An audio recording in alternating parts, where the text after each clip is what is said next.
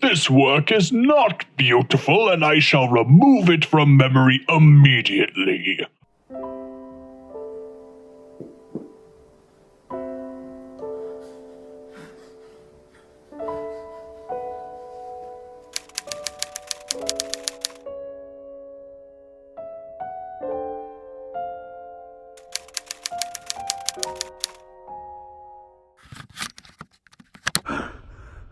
Log 20. I finally found the tool that I need to break out of here. I've been stuck in this underground world for months, and ready to break out. Let's do this.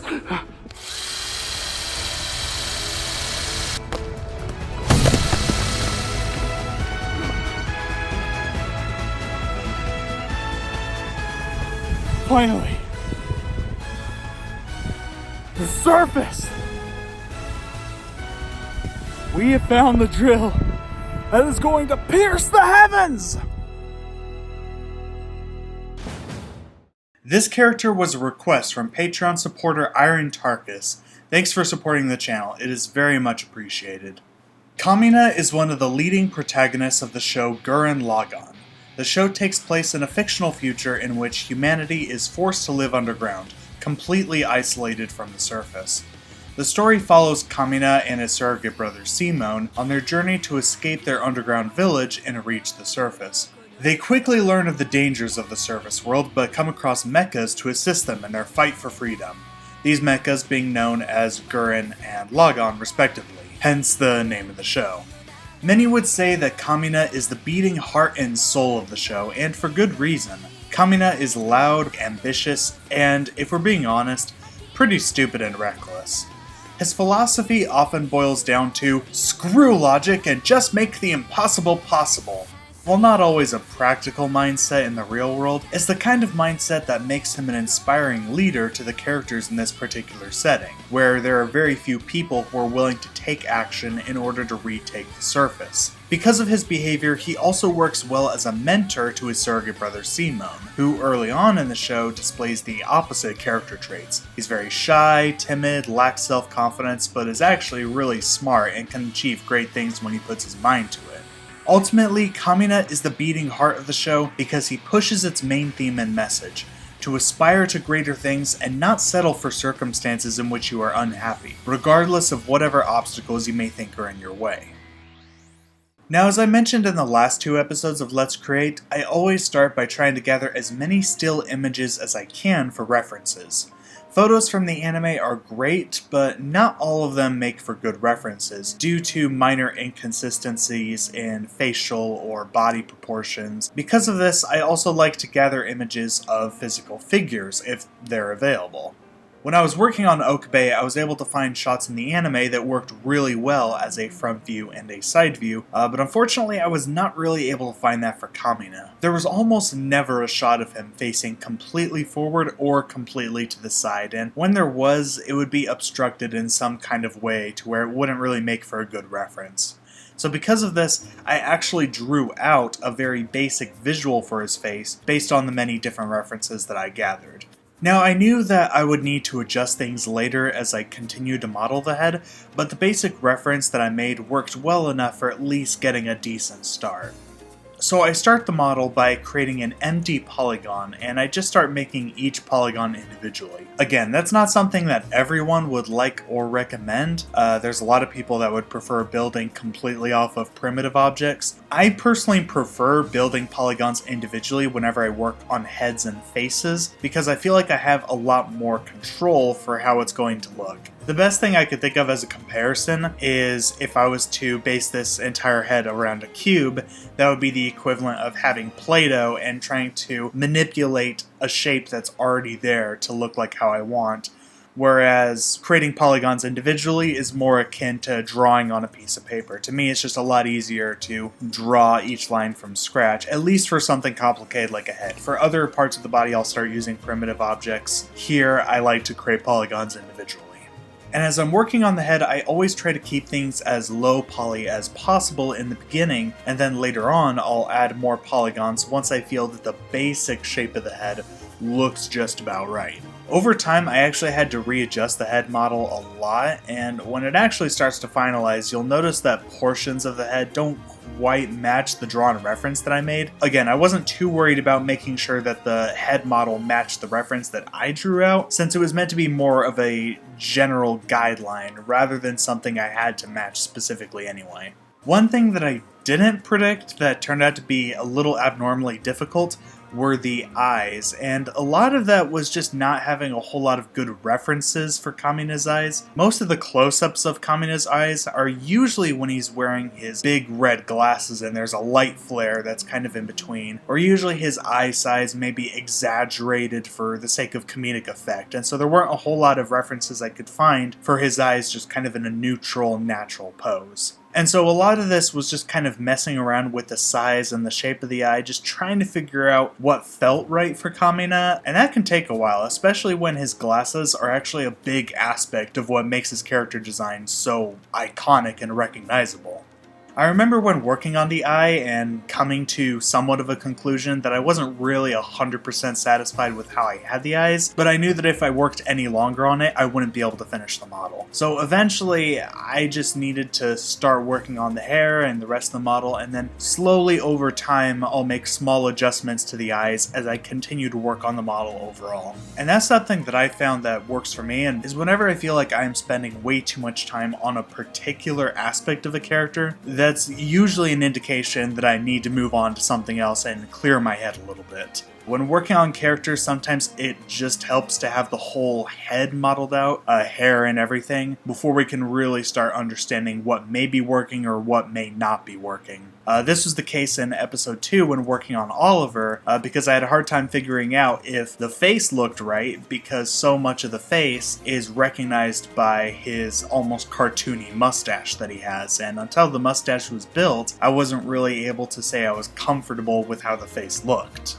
So when moving on to the hair, it's the same process I did for the prior episodes, where I'll create a new project and just create a very basic shape for a chunk of hair by taking a low polygon cylinder and just extending the ends to create sort of a curved spike shape. Then I just smooth it out with subdivision surface and I start painting in a hair texture.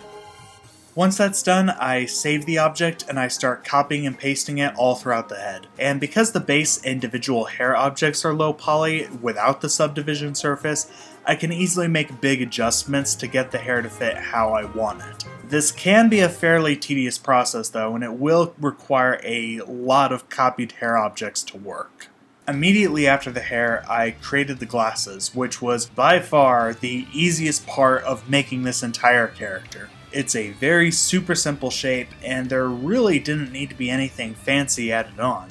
Really, the most complex part of the glasses was the reflective material, and for that, I just used one of the glass materials that comes with Cinema 4D called Banji, and I adjusted the transparency, reflection, and specular in order to shine kind of a white line across it, similar to what happens a lot in the anime. Then it was time to work on the rest of the upper body. So just like the head, I drew out a very simple reference that I can use just to get a good starting point when modeling. Again, this isn't meant to be a strict reference, this is just so I have a general idea of how I can begin modeling this. So I began by working on the arms, and I do this by taking a primitive cylinder and modifying it using the knife tool, and then manipulating the polygons accordingly. And then I just have it kind of extrude across, and I just keep adjusting the size of every single row of polygons until it makes a fairly simple arm shape. The rest of the torso is similarly created using a cylinder object. As of right now, I'm not too concerned with how much this looks like a real body until I just get the general shape in place. Once I have that, I will merge the arm object and the torso object, and I'll start connecting polygons together. In order to create the chest shape, I will actually use the knife tool to cut in a lot of polygons, and I'll use this knife tool to sort of cut along lines that sort of form the shape of a chest. Then I just adjust each point individually until it starts looking natural. And then I apply the same principle for the abs that are just below his chest. I also take a few points on the middle of the back of the torso and I just push them forward a bit so that way the shoulder blades can kind of stand out a little bit against the rest of the back. That way his back isn't just one flat plane. Then I just sort of make small adjustments on the arms and the rest of the body to try to make him look just a little bit more muscular, but not too muscular. As I've covered before in the last 2 episodes, I make hands usually by taking low polygon cylinder objects and aligning them along in order to make fingers. I extend the cylinders through using the extrude tool, and I use the knife tool and just make small adjustments with the polygons in order to get them to look more like fingers. And then I take a cube object and I merge them with the cylinders using the knife tool and just manipulating the points and polygons that are there in order to get it to merge better with the cylinders. I'll try not to repeat myself too much here since my process doesn't really change compared to episodes 1 and 2 of Let's Create. Once the entire torso half of the body was just about done, I finished it by creating the wrapped bandages around his waist. As a shortcut, I actually just copied the exact same bottom row of polygons from the torso, and I just pasted them in a new object. Then all I had to do was slightly increase the size and use the knife tool to create various lines where the different rows of the bandage would be. And then I just merely extrude every row outward, so super simple. The pants were also really simple, and it's more or less comprised of, again, a bunch of modified cylinders. I create one big cylinder to represent the waist area, and then skinnier cylinders to represent the legs. For the legs itself, I chose to create 2 cylinders, one for the upper half and one for the lower half. For the bottom half of the leg, I actually took the top polygons of that half, and I rotate them downwards, that way they're kind of opening down and just sort of angling forward. And then I take the bottom row of polygons from the top half and I start angling it the other way. So basically the 2 of them together, it'll kind of look sort of like a Pac-Man mouth widening open. Then I just merge the 2 objects and I start connecting the gap with additional polygons. Afterwards, I just sort of make small adjustments at each point in order to create a shape that resembles a knee. Lastly, for the pants, I just need to connect the gaps between the waist and the legs with additional polygons. Now afterwards, it was time to move on to the belt. When working on belts, I usually cheat a little bit and I copy a single row of polygons from the waist and I paste them into an empty polygon object. This way, the base of the belt is already neatly wrapped around the waist instead of having to do that manually with a new cylinder object. The edges of the belt that kind of wrap around are actually made as separate objects, and so I just create each polygon individually and then I just have them sort of wrap around the belt in a way that matches the belt of the character. Then when all of these polygons are made, I just select all of the polygons and I extrude them out and apply subdivision surfacing so that way they just look more 3-dimensional. What was unexpectedly difficult about making this belt was creating the circular holes that are scattered around the belt. Initially, I made the mistake of thinking they were just black circles and that I could just paint them in as a texture later on, but then when looking at more of the references closer, I realized that they were indeed holes, which meant that they had to be modified within the belt model itself. So for this, I actually created a lot of low polygon cylinder objects, and I positioned each individual cylinder in the places where the holes would be. Then I used the Bool tool in Cinema 4D, which will allow me to take the belt mesh and modify it so that way it just sort of deletes parts of the mesh where the cylinders are, so it sort of just creates these holes that are in the shapes of those cylinders. The problem I immediately noticed was that when subdivision surfacing was turned on, the holes caused a lot of weird glitches that just sort of made the belt look bizarre. I realized a lot of this just had to do with how the base belt mesh without subdivision surface was being built, and so I actually had to modify it quite a bit using the knife tool and added a lot more lines of polygons than I was initially planning on it having, but that was really the only way to kind of work around a lot of these really major glitches with the circles. You could kind of see half of them are only half circles, and then half of them would just be the belt. It just wouldn't look good. And so overall, it ended up taking a lot more time onto the belt than I would have liked, but once I thought everything looked okay, I applied the Bool tool, and that finished up the belt. Next up was modeling Kamina's feet and shoes. As a disclaimer, when recording this, I stopped recording about midway through when I was taking a break, and when I started up again, I completely spaced hitting the record button again, and so I unfortunately didn't realize this until I had already finished the foot, And so if you notice a gap in time between the footage, that is why. I do apologize for that. But I can at least show you how I start working on the foot and sort of what my process is for that. And so I begin, traditionally enough, with the low polygon cylinder on top. This just represents the leg that will eventually turn into the ankle. And then I create an empty polygon from scratch, and I just create the sole, just sort of a flat plane of basic polygons to represent the sole of the foot. It's going to be the entire sole except for the part where it gets to the toes. Then I just start connecting the cylinder to these polygons, starting from the back of the cylinder in order to create kind of a basic ankle shape.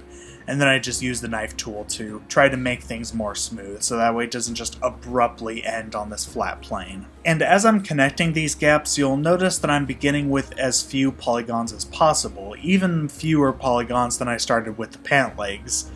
This is because, again, similar to hands and heads, I find that the more complex an object is, the more important it is to start modeling things out with as few polygons as possible, just to make sure that we have the general shape correct. For each of the toes, I begin by creating low polygon cylinders, just like I do for the fingers, only this time they're obviously not going to be as long, and I'll start placing these toes just a little bit beyond where the sole is, kind of in a similar position to where the fingers would be up against a cube. Then I'll merge these 5 cylinders on with the rest of the object, and I'll start connecting the gaps with polygons. So as I'm connecting these polygons, you will notice that the model will start looking incredibly fake and goofy and just ugly in general. But as you start to use the knife tool to add more detail, and as you start modifying each of the polygons and the points over time, both at the top of the foot and at the bottom of the foot, things will slowly start to look right. A lot of adjusting will end up happening at each of the points. The main focus at the beginning was just to make sure that we have a general shape that lined up with the reference images that I drew out. So similarly, when it comes to hands, I typically like to have a base model finished first, and then finish the errors and mistakes along the way, instead of just stressing how good they look right off the bat. And so I applied the same principle when modeling the foot here. Unfortunately, I'm unable to showcase this whole process, as this is just about the end of the footage that I've captured, but over here you can see what the foot eventually looks like. And you can kind of see a lot of adjustments had to be made over the course of editing the model. A lot of the points of the polygons for the toes were moved around, the general shape of the sole has been modified, and there's just a lot more polygons in general around the model than what we started with. Once the foot itself was finished, making the shoe was actually incredibly simple. I simply took a cube object, lined it up across the entire sole, and just smoothed it with subdivision surface. Then for the strap, I took a low polygon cylinder, cut it in half, and then moved each line of polygons along the edges of the shoe and in between the big toe. Then I just used the extrude tool to just push it out a little bit. With Kamina mostly complete, the only model that still needed to be built is the iconic cape that he inherited. Instead of using any standard primitive objects, I create an empty polygon object, and I just start building polygons from scratch, and I just form them around the body. I also added a few polygons that have 3 points instead of 4, just at the end of the cape, since the idea is that the cape is a little old, worn, and torn. In fact, I actually used the knife tool somewhat chaotically in the back of the cape to purposely create a lot of wrinkles and imperfections in order to make the cape look and feel a little more like a cape. It's mostly self-explanatory. You can kind of see the footage here. There weren't really any major issues with creating the cape. To finish the cape, I just created a small low polygon cylinder, and I created a simple row of polygons to make up the gold pins that sort of hold the cape in place. With that, the modeling for the cape was done, which meant that the modeling process for Kamina was just about finished. Next up is to make textures for other portions of the model that are going to need custom textures. Since I just finished up the cape, I decided to immediately start with that. So before I start texturing the cape, I needed to UV map the entire cape model. This basically means that all of the polygons will be displayed here on this window, and I will have to organize them sort of like puzzle pieces in a puzzle, and organize them in a way that will make painting over them easier and kind of makes sense. Cinema 4D will automatically UV map the model, but there will always be something that needs to be adjusted, and usually you'll spend a long time doing so. This is actually one of my least favorite parts of 3D in general. I just find it to be incredibly tedious. However, a good UV map is really important because it's going to make texturing a whole lot easier. I regret a lot of times when I've created a lot of textures without properly UV mapping, it just made texturing a giant nightmare. You end up coming across a lot of errors that are difficult to fix.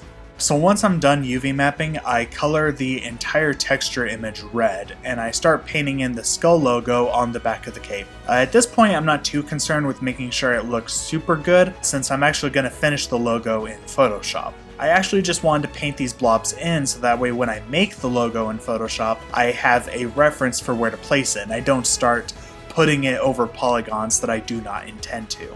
So using one of the reference pictures, I recreated the skull logo and I just placed it in the same area as the little blob logo that I made in Cinema 4D. Then I will re-import the newly modified texture file back into Cinema 4D. And at this point, I just start using an orange color to sort of create this flame pattern that's scattered along the bottom of the cape. So once the color texture is done, I will use both Cinema 4D and Photoshop for the bump map. I just simply created a lot of noise in Cinema 4D, and then I combined that with artistic filters in Photoshop, just to create an image that looked like it was made out of some kind of silky material. Next, I had to UV map the body model so that way I could paint in Kamina's tattoos. I wasn't too concerned with the UVs of the head and the hands, as much as I was concerned about UV mapping the arms and the chest, just the areas where the tattoos themselves were actually going to be. This time I actually didn't go into Photoshop at all for adding in the tattoos. I just painted in the tattoos by either filling in polygons directly, using basic shapes such as circles from the shape tool, and just carefully painting in lines along the neck down to the chest. With a decent UV map, painting this really wasn't super difficult at all. So now Kamina has been modeled and he's been textured. Next up is to start rigging the character for animation. We'll do this by building the skeleton with various joints along the different parts of the body, and I will also have a separate skeleton to control the various parts of the cape.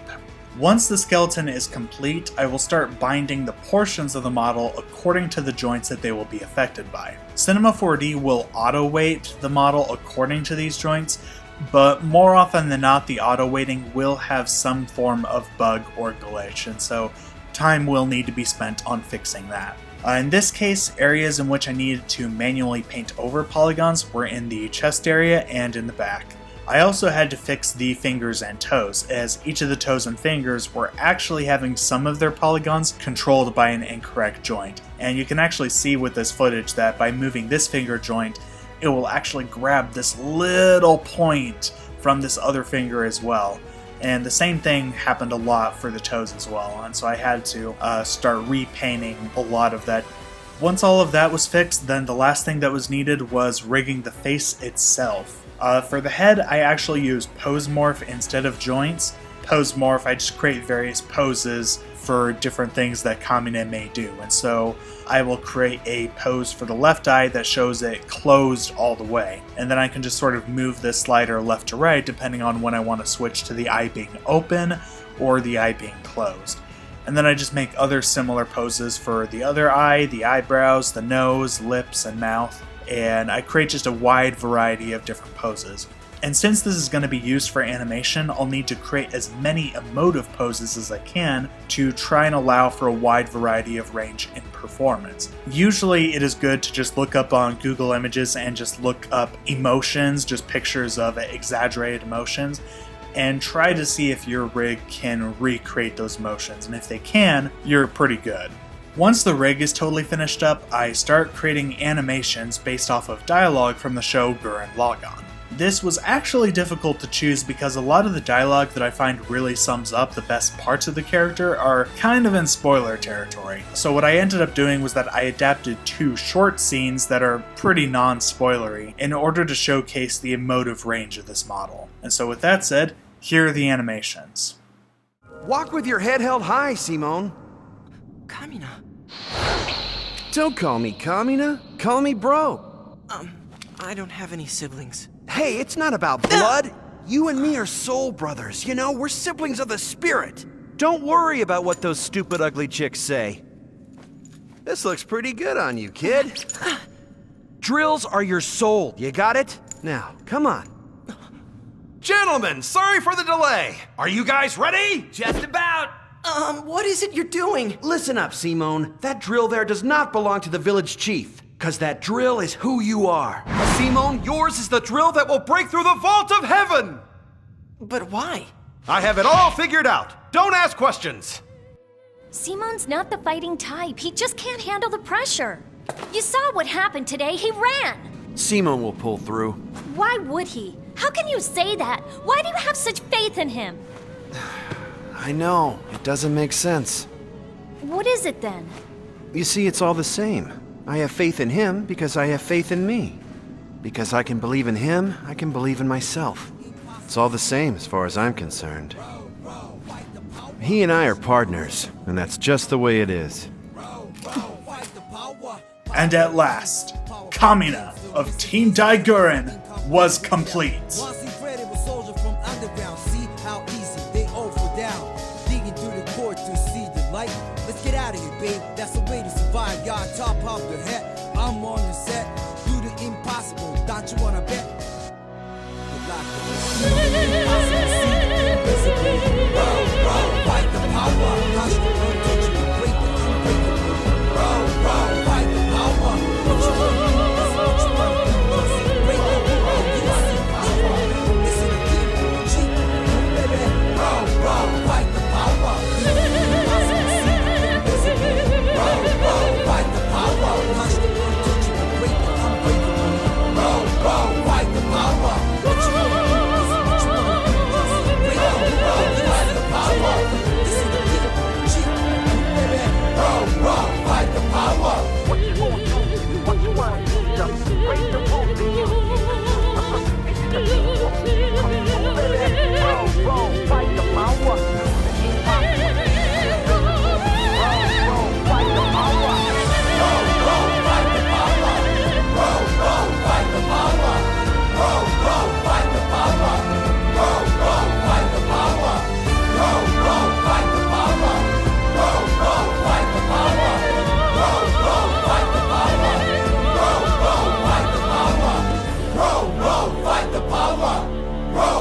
Fight the power. Thank you guys very much for watching this video. Hope you enjoyed it. Be sure to like this video if you like it, or dislike it if you didn't like it. Subscribe to the channel if you want to see more. Again, a very special thanks to Patreon supporter Iron Tarkus for suggesting this model and for supporting the Patreon in general. Again, really apologize that this video took a lot longer than I was initially anticipating, but I hope you guys enjoyed it nonetheless, and I hope you guys have a great day.